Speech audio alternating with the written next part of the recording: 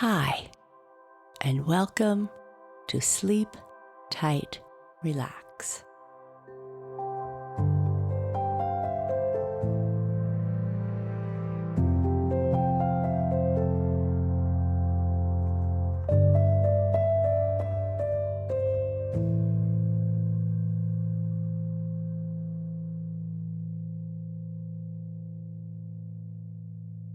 A short message for grown-ups. If you get value from our podcast and would like to support the work we do, please consider subscribing to Sleep Tight Premium. You'll get access to all episodes of the Sleep Tight Relax and Sleep Tight Stories podcasts, ad-free, and to other subscriber-only content, including bonus episodes, guided meditations, and long, dialogue-free sleep sounds. That's 4 sleep stories a week, plus our popular music and soundscape episodes. Please visit sleeptightpremium.com to subscribe, or follow the link in our show notes. Thank you. Hi, friends. This is Sheryl, and welcome to this episode of Sleep Tight Relax. Sounds, music, and stories for calming, busy minds.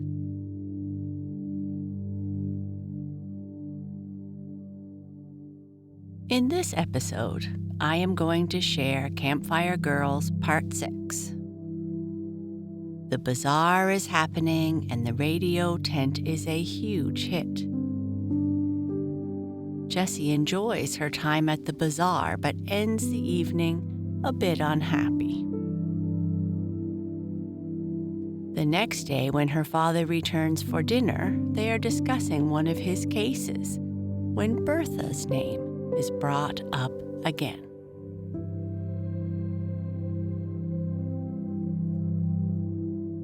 Let's start our sleep tight routine by making sure we have everything we need to be comfortable. The lights are turned down. There are no distractions, no notifications that will interrupt you.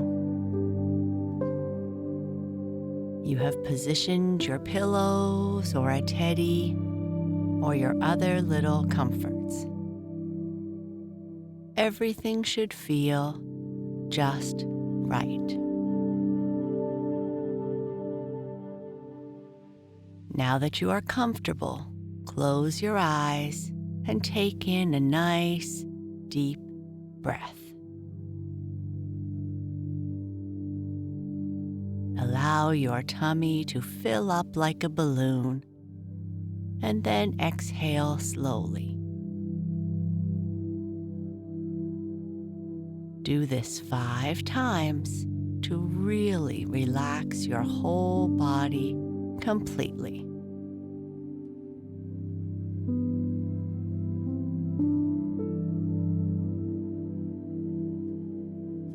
Your body begins to feel deeply relaxed and sinks down further and further into your nice, soft bed. Your legs begin to feel very heavy. Your arms begin to feel heavy and relaxed.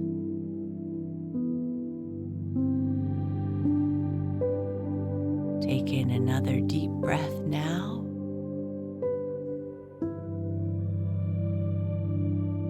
And exhale slowly.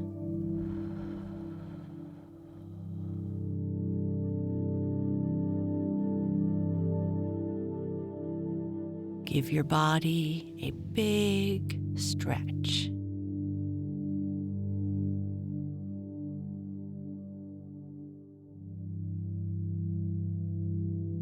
As you listen to this episode's sleep story, enjoy every moment as your body continues to relax with each word.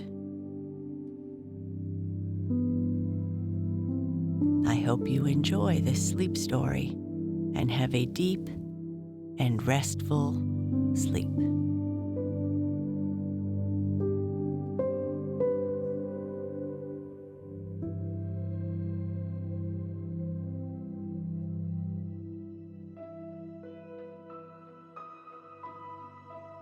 Campfire Girls, Part 6. "Never mind," whispered Amy quickly, quite understanding her friend's feelings regarding Belle and her group. "I'll ask them. It's my fault anyway. And I only meant it for a joke. Pretty poor joke, Amy," Jessie said with some sharpness. "And I don't want you to borrow from them. I'll run back to the church." She started to leave the dainties shop. Sally Moon, who was right behind Belle, halted Jessie with a firm grasp on her sleeve. "Don't run away just because we came in, Jess," she said. "Oh, I'm coming right back," Jessie explained. "Don't keep me." "Where are you going, Jess?" drawled another of the group. "I've got to run back to the church to speak to Mother for a moment." "Your mother's not there," broke in Belle. "She was leaving when we came away. The committee's broken up and the parish house door is locked." "Oh no," murmured Jessie, a great deal appalled. "Don't I tell you yes?" snapped Belle. "Don't you believe me?" "Of course I believe what you say, Belle," Jessie rejoined politely. "I only said, 'oh no,' because I was startled." "What scared you?" demanded Belle curiously. "Why, I'm not scared." "It is none of your business, Belle," put in Amy. "Don't annoy her. Here, Jessie, I'll..." The clerk who waited on them had come to the table and placed a punch ticket for the Sundays on it. He evidently expected to be paid by the two girls. The other four were noisily grouping themselves around another table. Belle said, "Give Nick your orders, girls. This is on me. I want a banana royal, Nick. Hurry up." The young fellow still lingered by the table where Jessie and Amy had sat. Belle turned around to stare at the two guilty-looking friends. "What's the matter with you and Jess, Amy? Were you trying to slip out without paying Nick? I shouldn't wonder." "Ah!" gasped Jessie, flushing and then paling. But Amy burst out laughing. It was a fact that Amy Drew often saw humor where her friend could not spy anything in the least laughable. With the clerk waiting and these four girls, more than a little unfriendly, ready to make unkind remarks if they but knew the truth, what should she do? Jessie looked around wildly. Amy clung to a chair and laughed and laughed. Her friend desired greatly to have the floor of the new Melford Dainties shop open at her feet and swallow her. "What is the matter with you, Amy Drew? You crazy?" demanded Belle. I... Amy could get no farther. She weaved back and forth, utterly hysterical. "If you young ladies will pay me, please," stammered the clerk, wondering. "I'd like to wait on these other customers." "I want my banana royal, Nick," cried Belle. The other three girls gave their orders. The clerk looked from the laughing Amy to the trembling Jessie. He was about to repeat his demand for payment, and just then, heaven sent an angel. 2, in very truth. At least, so it seemed to Jessie Norwood. "Darry," she almost squealed, "and Bird, we thought you were at Atlantic Highlands." The 2 young fellows came hurrying into the shop. They had evidently seen the girls from outside. Darry grabbed his sister and sat her down at a table.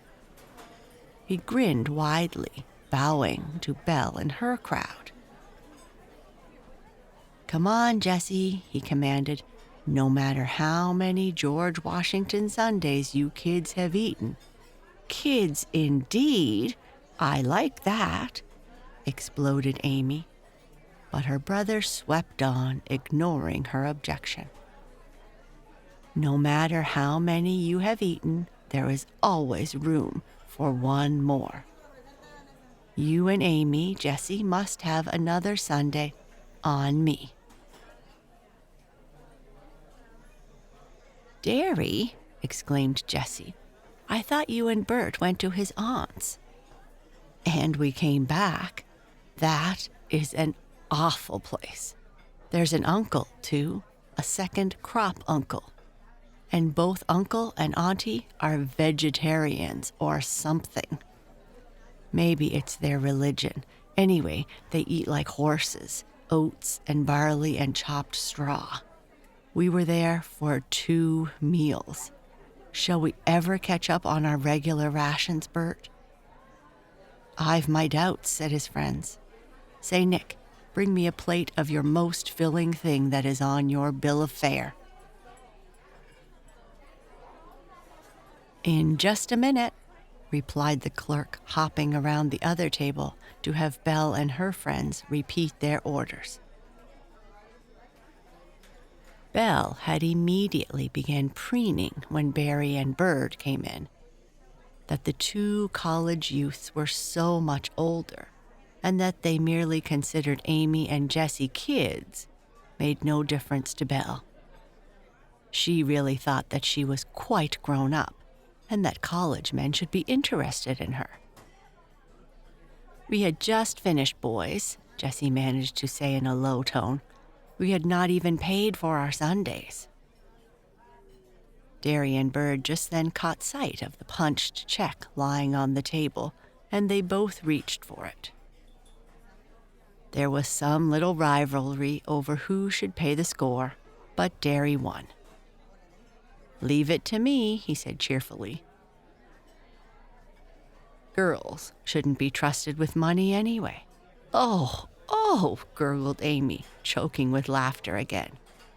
"What is the matter with you, sis?" demanded her brother. Jessie forbade her friend to tell by a hard stare and a determined shake of her head. It was all right to have Darry pay the check. It was really a relief. But it did not seem to Jessie as though she could endure having the matter made an open joke of. The 4 settled about the little table, but the Ringgold crowd was too near. Belle turned sideways in her chair even before they were served, and being at Darry's elbow, insisted upon talking to him. Jessie feared that Belle would overhear the comments of Bird and her friend, and she hurried the eating of her second sundae. "I must get home, Darry," she explained. "Mumsy has gone without me in her car and will be surprised not to find me there." "Sure," agreed Bert quickly. "We'll gobble and hobble. Can you tear yourself away, Darry?" he added with a grin. Amy's brother tried politely to turn away from Belle, but the latter caught him by the coat sleeve and held on. She smiled and shook her bobbed curls and altogether acted in a rather ridiculous way. "Come on, Darry," Bird drawled, taking a hint from the girls. Sorry you are off your feed and can't finish your George Washington finest product. I'll eat it for you, if you had said so, and then we'll beat it. He reached casually for Darry's plate, but the latter would not yield it without a struggle. The incident, however, gave Darry a chance to break away from the insistent Belle. Darry had picked up both checks from the table. Belle smiled up at him and moved her check to the edge of her table, as Darry rather grimly bade her good night. He refused to see that check, but strode over to the desk to pay the others.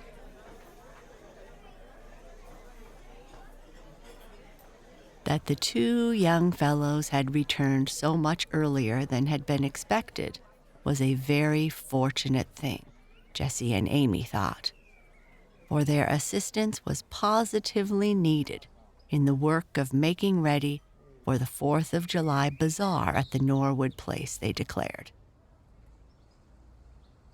There were only 3 days in which to do everything.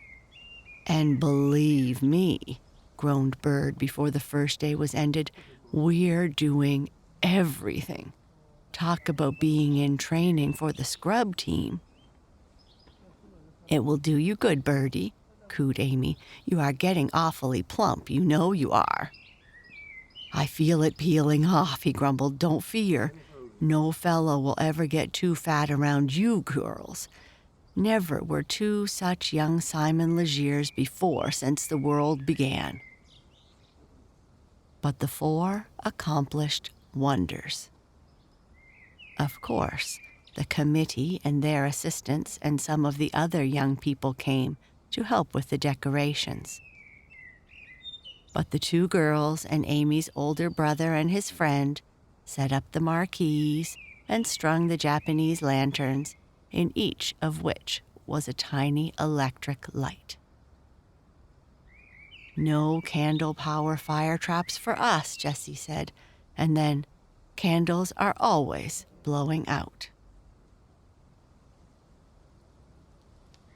About all the relaxation they had during the time until the eve of the 4th was in Jessie's room, listening to the radio concerts. Mr. Norwood brought out from the city a 2-step amplifier and a horn, and they were attached to the instrument. The 3rd of the month, with the help of the men on the Norwood place, the tent for the radio concert was set up between the house and the driveway, and chairs were bought from the parish house to seat 100 people. It was a good tent, and there were hangings which had been used in some church entertainment in the past to help make it soundproof. They strung through it a few electric bulbs, which would give light enough, and the lead wire from the aerials, well grounded, was brought directly in from overhead and connected with the radio set. I hope that people will patronize the tent generously, Jessie said. We can give a show every hour while the crowd is here. What are you going to charge for admission? Amy asked. Mumsy says we ought to get a quarter, but 10 cents. 10 cents for children, grown folks a quarter, suggested Amy. The kids will keep coming back, but the grown folks will come only once. That is an idea, agreed Jessie. But what bothers me is the fact that there are only concerts at certain times. We ought to begin giving the shows early in the afternoon. Of course, the radio is just as wonderful when it brings weather reports and agricultural prices as when Toscanini sings or Volberg plays the violin. And she laughed. But I've got it, cried her friend with sudden animation. Give lectures. What? You, Amy Drew, suggesting such a horrid thing? And who will give the lecture? Oh, this is a different sort of lecture. Tell a little story about the radio, what has already been done with it, and what is expected of it in the future. I believe you could do it nicely, Jess. That sort of lecture I would stand for myself. I suppose somebody has got to attend to the radio and talk about it. I had not thought of that, agreed Jessie. I'll see what the committee say. But me lecture? I did not think of doing that, she proclaimed, in no little anxiety. When she had talked it over with Mumsy and Miss Seymour, however, Jessie took up the thought of the radio lecture quite seriously. Somebody must explain and manage the entertainment in the radio tent, and who better than Jessie? It is quite wonderful how much you young people have learned about radio. So much more than I had any idea, said the school teacher. Of course you can write a little prose essay, Jessie. Learn it by heart and repeat it at each session in the tent, if you feel timid about giving an offhand talk on the subject. You can do it if you only think you can, Jessie, said her mother. I am sure I have a very smart daughter. Oh, now, Mumsy, if they should laugh at me, don't give them a chance to laugh, dear. Make your talk so interesting and informative that they can't laugh. Thus encouraged, Jessie spent all the forenoon of the 4th shut up in her own room, making ready for the afternoon and evening. She had already made a careful schedule of the broadcasting done by all the stations within reach of her fine radio set, and found that it was possible, by tuning her instrument to the wavelengths of different stations, to get something interesting into every hour, from 2 o'clock on until 11. Naturally, some of the entertainments would be more interesting or amusing than others, but as New Melford people, for the most part, were as yet unfamiliar with radio, almost anything out of the air would seem curious and entertaining. Besides, Bird said in comment on this, for a good cause we are all ready and willing. Let me tell you, Mr. Smarty, said Amy, that Jessie's lecture is well worth the price of admission alone, never mind the radio entertainment. I'll come to hear it every time, agreed Bird. You can't scare me. The radio had been carefully tried out in the tent the evening before. The boys had got the market reports and the early baseball scores out of the air on 4th of July morning, before the bazaar opened. When Jessie came out after lunch to take charge of the radio tent, she felt that she was letter perfect in the talk she had arranged to introduce each session of the wireless entertainment. No admission was charged to the Norwood grounds, but several of the older boys had been instructed to keep an oversight on the entire place, so that careless and possibly rough youngsters should do no harm. The boys and girls belonging to the congregation of Dr. Stanley's church were on hand as flower sellers, booth attendants, and waitresses. Ice creams and sherbets were served from the garage, sandwiches and cake from the house kitchen, where Mrs. Norwood's cook herself presided proudly over the goodies.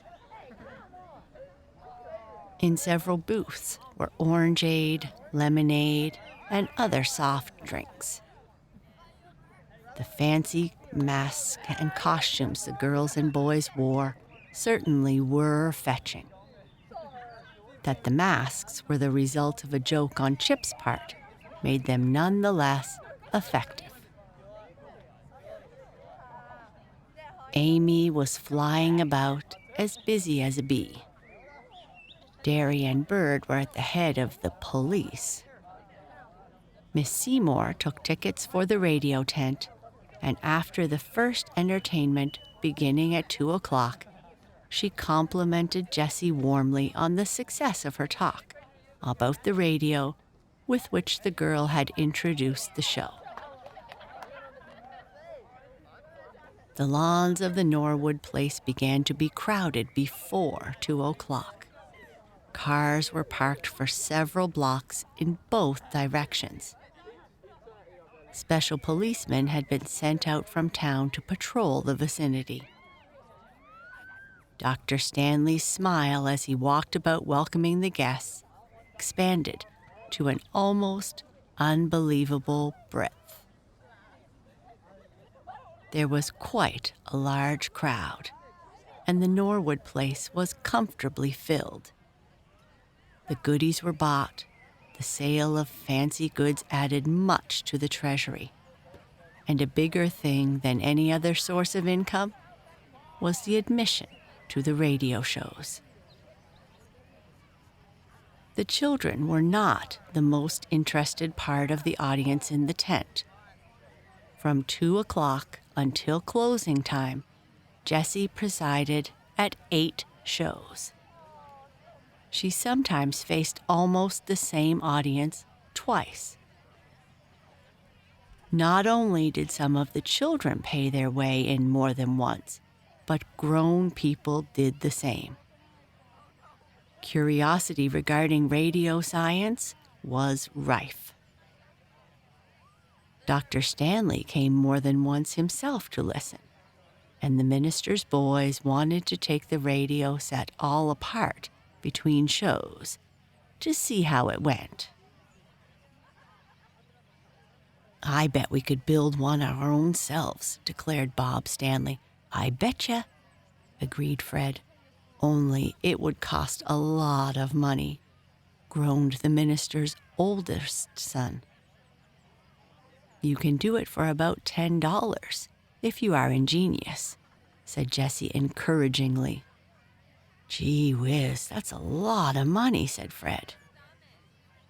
The girl knew better than to suggest lending them or giving them the money, but she told them all the helpful things she could about setting up the radio paraphernalia and rigging the wires. "I guess Nell would help us," Bob remarked. "She's pretty good, for a girl." "I like that," exclaimed Jessie. Bob Stanley grinned at her impishly. In the evening, when the electric lights were ablaze, the Norwood lawns became a pretty sight indeed. People came in cars from miles away. It was surprising how many came, it seemed, for the purpose of listening to the radio. That feature had been well advertised, and it came at a time when the popular curiosity was afire through reading so much about radio in the newspapers. Among the hundreds of cars parked nearby were those of several of the more prosperous farmers of the county. One ancient, bald-headed, bewhiskered agriculturalist sat through 3 of the radio shows and commented freely upon this new wonder of the world. "The telegraph was just in its infancy when I was born," he told Jessie. "And then came the telephone, and these here automobiles and flying machines and wireless telegraph, and now this. Why, ma'am, this radio beats the world. It does plumb for sure." The surprise and the comments of the audience did not so much interest Jessie as the fact that the money taken in by the tent show would add vastly to the profit of the bazaar. "You sure have beaten any other individual concession on the lot," Amy told her at the end of the evening. "You know, Belle bragged that she was going to take in the most money at the orangeade stand because it was a hot night. But wait till we count up. I am sure you have beaten her with the radio tent, Jess."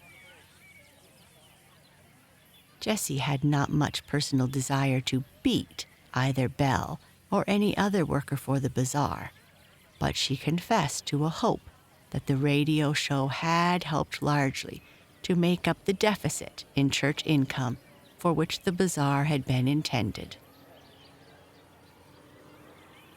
Miss Seymour had added up after each show the amount taken in at the door of the tent. Before the lights were put out and the booths were dismantled, she was ready to announce to the committee the sum total of the radio tent's earnings. "Goody! That will beat Belle, sure as you live," Amy cried when she heard it, and dragged Jessie away across the lawn to hear the report of the sum taken from the cash drawer under the orangeade counter. Groups of young people milled around the concession which served the delicious, cooling drinks. "Walk right up, ladies and gentlemen, and anybody else that's with you, and buy the last of the chilled nectar served by these masked goddesses.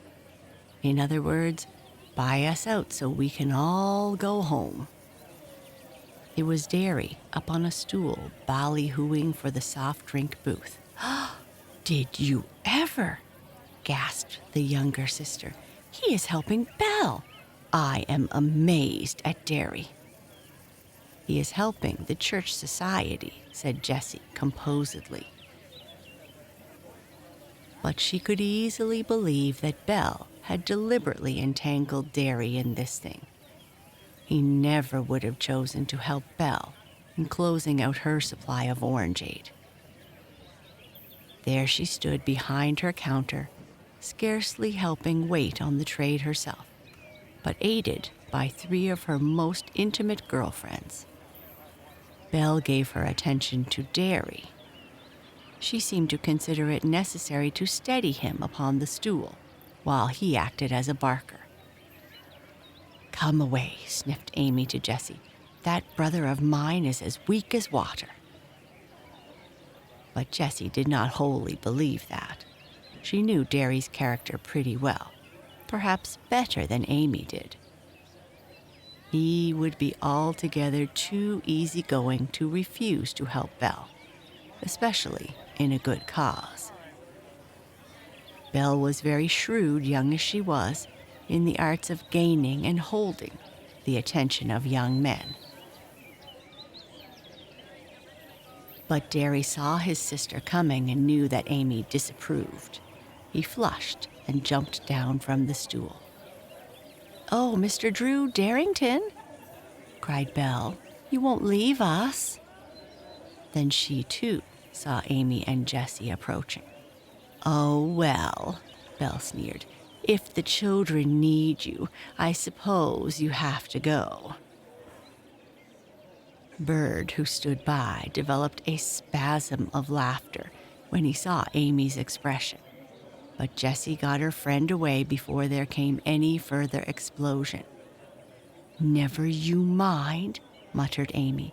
"I know you've got her beaten with your radio show. You'll see." It proved to be true, this prophecy of Amy's.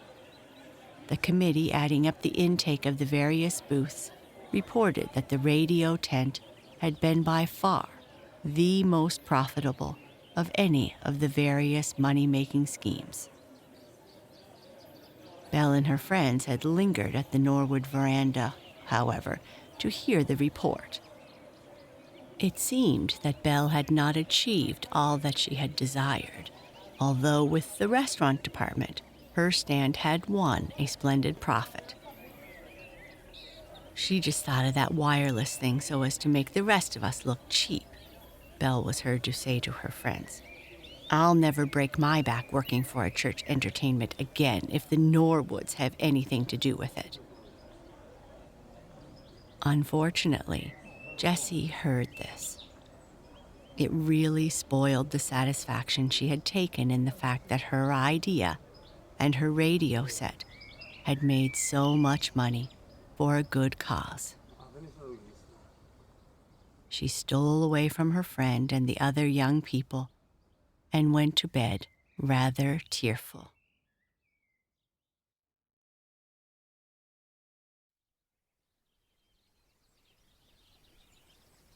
The morning brought to Jess more contentment.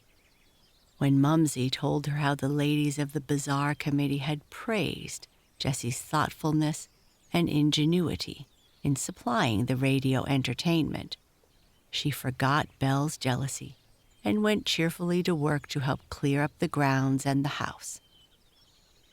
Her radio set was moved back to her room, and she restrung the wires and connected up the receiver without help from anybody.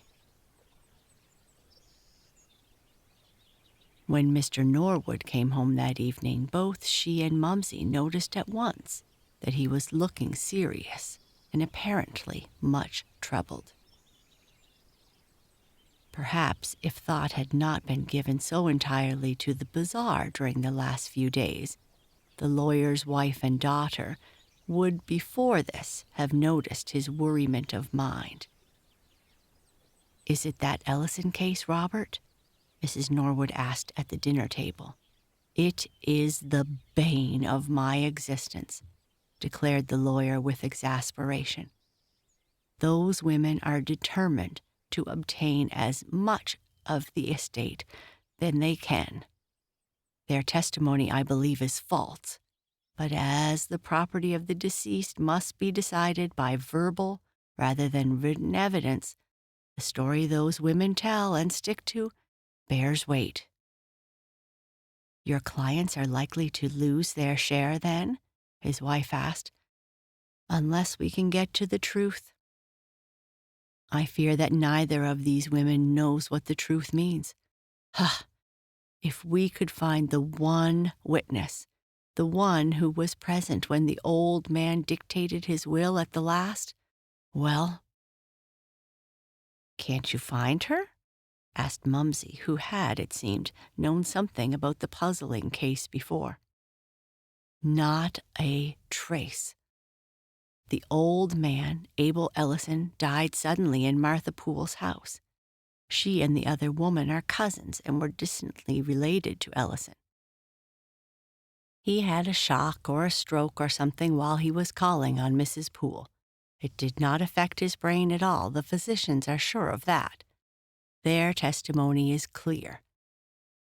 But neither of them heard what the old man said to the lawyer that Mrs. Poole sent for. Mr. McCracken is a scaly practitioner. He has been bought over body and soul by the two women. The other woman, her name is Bothwell, has driven automobiles in races.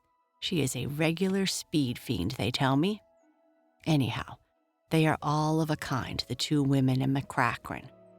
As Ellison had never made a will that anybody knows of, and this affidavit regarding his dictated wishes is the only instrument brought into court, the surrogate is inclined to give that thing weight.